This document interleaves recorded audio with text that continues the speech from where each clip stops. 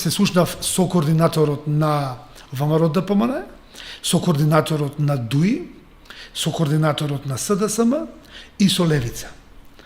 И идејата беше да од Левица очекував поддршка, зашто они се за граѓански устав. Овие другиве не се. Па се молевме да го пуштат тоа да оди на референдум, да не измислуваат финти да го спречуваат тоа противзаконски и противуставно.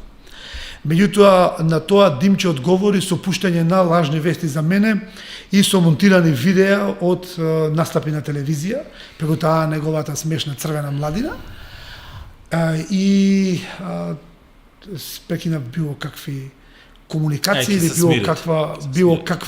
било каква намера за било што да разговараме, пошто тоа е несериозно лице. Јас зборувам за граѓански устав, јас зборувам за промена на уставот на системот. Би седнале на дебата со ОПС? Апсолутно. Јас зборувам за решавање на бугарскиот проблем. Он си монтира видеа као дете мало, како она, знаеш, као деца што се заиграат во мало, си монтира видеа и се и пушта преку црвена младина, мислам, срамота.